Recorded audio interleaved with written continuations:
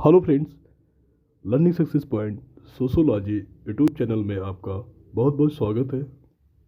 Good morning all of you. आप सभी को सुप्रभात।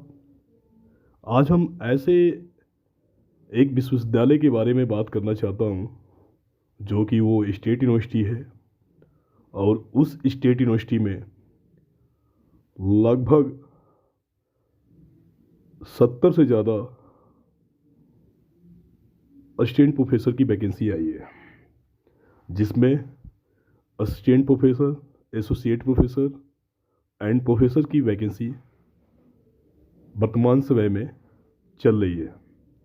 तो कहने का मतलब है उस यूनिवर्सिटी का नाम है सिद्धार्थ विश्वविद्यालय कपिलवस्तु सिद्धार्थनगर। सिद्धार्थ विश्वविद्यालय जो कि 2019 में रन में आया था, और यह यूनिवर्सिटी स्टेट यूनिवर्सिटी है, राज्य सरकार के अंतर्गत आती है, और यह उत्तर प्रदेश में स्थापित है। सिद्धार्थनगर का मतलब हो गया जैसे गोरखपुर, देवरिया, बस्ती, उसके बगल में सिद्धार्थनगर। ये विश्वविद्यालय अभी नई बनी है और ये वैकेंसी वहीं पे आई है। तो उसका नाम है सिद्धार्थ यूनिवर्सिटी कपिलवस्तु सिद्धार्थनगर में। सबसे पहले तो उसकी वेबसाइट आप जान जाइए www.suksa.edu.in। और ये 11 तारीख को शाम को एडवर्टाइजमेंट आया है। Faculty of arts, faculty of science, faculty of language, faculty of commerce, यानी 4 डिपार्टमेंट में बहुत ज़्यादा वैकेंसी आई है। और ये दूसरी बार वैकेंसी आई। जब यूनिवर्सिटी खुली थी तो बहुत कम डिपार्टमेंट में वैकेंसी आई थी। इस बार ही लगभग जिस डिपार्टमेंट में ज़रूरत थी लगभग आ गए हैं।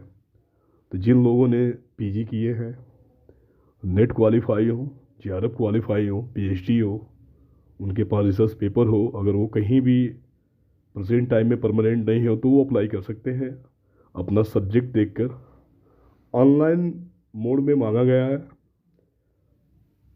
और मैं बता दूं कि किस किस सब्जेक्ट में। सबसे पहले तो आप देखिए किस किस सब्जेक्ट में वैकेंसी है। इंग्लिश में है, जहाँ प्रोफेसर, एसोसिएट प्रोफेसर, संस्कृत है, उर्दू है, पॉलिटिकल साइंस है, सोशोलॉजी है, पब्लिक एडमिनिस्ट्रेशन है, इकोनॉमिक्स है, ज्योग्राफी है, जियोग्राफी, फिजिकल है। उसके बाद ज्योग्राफी एक आती है, रिमोट सेंसिंग एंड जीआईएस आती है। ज्योग्राफी ह्यूमन ज्योग्राफी है, हिस्ट्री है, एंशिएंट हिस्ट्री है, साइकोलॉजी है। तो आप देख सकते हैं इस तरह के सब्जेक्ट जो है फैकल्टी ऑफ आर्ट्स में मांगा गया है। उसके बाद आप फैकल्टी ऑफ साइंस में देख सकते हैं, बायोटेक्नोलॉजी है, केमिस्ट्री है, बॉटनी है, जूलॉजी भी है। तो कहने का मतलब इस तरह का सीटें आप देख सकते हैं कि assistant professor, associate professor, professor की वैकेंसी ऑनलाइन मोड में चल रही है।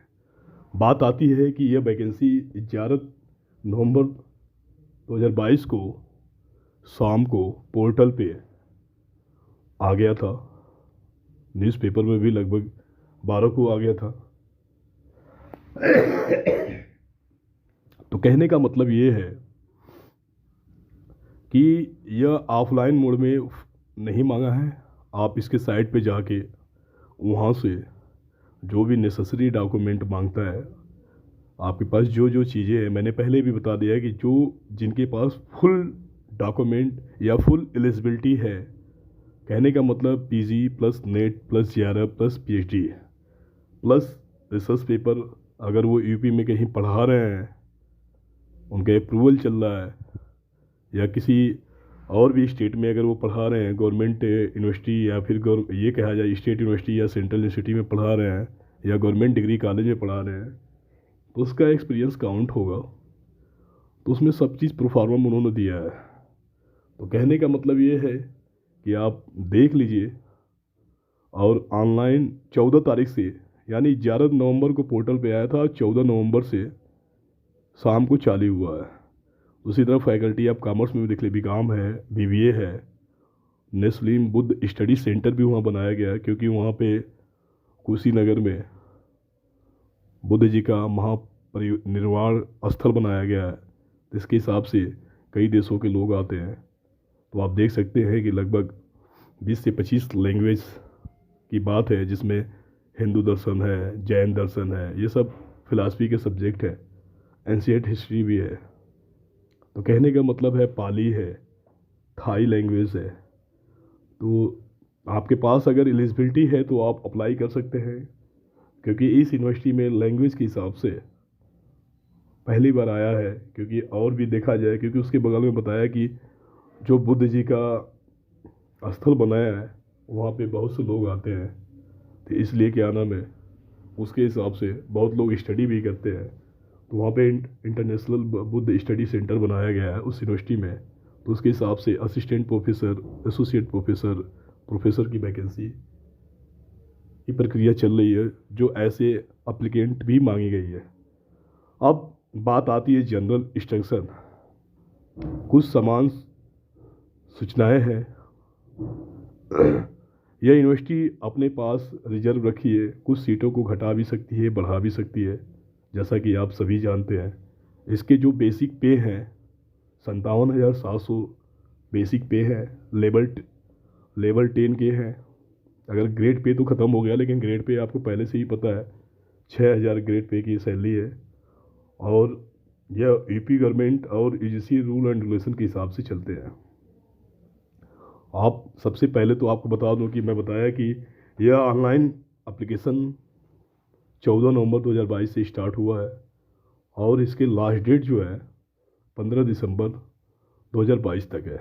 यानी 14 नवंबर 2022 से ऑनलाइन फॉर्म भरने की प्रक्रिया चालू हो रही है, और इसकी जो अंतिम तिथि है रजिस्ट्रेशन की, वो 15 दिसंबर 2022 तक है। उसके बाद candidate subsidy document, fees payment की भी बात कर दूं तो जनरल, ओबीसी, ईडब्ल्यूएस के कैंडिडेट की फ़ीस है 1,500 रुपया, और एससी एसटी कैंडिडेट की फ़ीस है 1,000 रुपया। आपको ये भी पता है कि एक बार फीस अगर आप पेमेंट कर दिए तो रिफंडेबल नहीं हो सकता। दूसरी बात, सपोज़ करिए कि कोई ऐसा स्टूडेंट जो कि 2 सब्जेक्ट में नेट हो, एक सब्जेक्ट में पीएचडी हो, तो दोनों सब्जेक्ट में वो अप्लाई कर सकते हैं, और दोनों की फ़ीस अलग अलग होंगे। तो 2 चीज़ मेन बताया कि 14 नवंबर 2022 से ऑनलाइन मोड में फॉर्म भरने की प्रक्रिया चालू हो रही है, और 15 दिसंबर 2022 तक ऑनलाइन मोड में रजिस्ट्रेशन की लास्ट डेट है। फीस की डेट आपको बता दिया कि जनरल, ओबीसी और ईडब्ल्यूएस की फ़ीस 1,500 रुपया है। उसके बाद एससी एसटी की फ़ीस 1,000 रुपया है। एक बार फीस अगर आप भर दिए तो रिफंडेबल नहीं हो सकती है। दूसरी सबसे बड़ी इम्पॉर्टेंट चीज़ है कि जो भी यूपी की डोमिसाइल जिनके पास भी है, रिजर्वेशन के कैंडिडेट आते हैं, तो उनको उत्तर प्रदेश की सरकार के नियम के अनुसार उसको रिजर्वेशन आरक्षण मिला जाएगा। चाहे वो एससी हो, चाहे एसटी हो, चाहे ओबीसी हो, चाहे ईडब्ल्यूएस हो, जिस भी रिजर्वेशन के अंतर्गत आते हैं उनको वो छूट मिलेगी। दूसरी सबसे बड़ी बात यह है कि आपको सब कुछ करने के बाद प्रिंट आउट निकाल के जो भी आप नेसेसरी डॉक्यूमेंट अटैच कर रहे हैं उसको सेल्फ अटेस्टेड करके इनको सिद्धार्थ यूनिवर्सिटी के नाम पे उस एड्रेस पे जो लिफाफा होता है आप डाल के, और अपना सब्जेक्ट किस सब्जेक्ट में अप्लाई करते हैं उस हिसाब से डाल के उनको पोस्ट करना है सारे document. The registrar, Siddharth university, Kapil वस्तु, सिद्धार्थ नगर, पिन कोड है 27220002, 272202 यूपी, और इसकी लास्ट डेट है 25 दिसंबर 2022 तक। यानी 25 दिसंबर 2022 से पहले आपके सारे डॉक्यूमेंट जो भी आप फॉर्म भरे होंगे सेल्फ अटेस्ट करके आप यूनिवर्सिटी के कार्यालय में, रजिस्ट्रार कार्यालय में आप भेज सकते हैं। इसकी डेट है 25 दिसंबर 2022। आप इसके बाद आप देख सकते हैं इनके कब कब फॉर्म भरेंगे। ये अपना एक कैलेंडर जारी कर दिए हैं। उस कैलेंडर में आप चाहे तो ध्यान से भी देख सकते हैं कि date of opening online application form 14/11/2022 है और date of closing online application form 15/12/2022 है। उसके बाद date of written test for assistant professor exam ये 15-25 फरवरी 2023 में संभावित है और जो लास्ट डेट है एप्लीकेशन के वो 25 दिसंबर 2022 है। यानी कि आपको पता है कि जो भी उत्तर प्रदेश में स्टेट यूनिवर्सिटी आती हैं सब ने अपना एक डोमेन नॉलेज टेस्ट मतलब एक छोटा सा एग्ज़ाम ले रही है 30 नंबर का 40 नंबर का होगा। उसमें भी एपीआई बनेगी। एपीआई मैं पहले भी कह दिया कि एपीआई लास्ट में बनती है। जिन लोगों ने रिटर्न क्वालिफाई होंगे फिर उसके बाद देन एपीआई बनेगी। एपीआई का मतलब बता दिया गया है, इसमें आपको साफ साफ क्लियर कर दिया गया है कि जिनका पीएचडी होगा उन्हें 30 नंबर मिलेगा, जिनका नेट जीआरएफ होगा उन्हें 7 नंबर मिलेगा, जिनका एमफिल होगा, जिनका टीचिंग एक्सपीरियंस होगा, जिनका पीडीएफ होगा और जिनका यूजीसी लिस्टेड या यूजीसी केयर लिस्ट या पेयर रिव्यूड जर्नल में के जिनके रिसर्च पेपर 5 पब्लिश हुए होंगे उनको 10 मार्क्स मिलेगा। अब बात आती है नए कैंडिडेट के लिए कि 14 जून 2019 के बाद यूजीसी केयर लिस्ट जारी हुआ है। उसके बाद जिनके भी पेपर पब्लिश हुए होंगे यूजीसी केयर लिस्ट में ही मान्य होंगे। उससे पहले अगर यूजीसी लिस्टेड थी तो उसमें जिनका भी पेपर पब्लिश हो वो सारे मान्य होंगे। अब रही बात उसके सामने लिखा है पीयर रिव्यूड जर्नल, अगर पीयर रिव्यूड जर्नल क्योंकि लगभग पीयर रिव्यूड जर्नल में भी पब्लिश है तो उसमें लिखा है पीयर रिव्यूड जर्नल भी मान होंगे, रेफर्ड जर्नल भी मान होंगे, UGC approved journal of each research paper मान होंगे।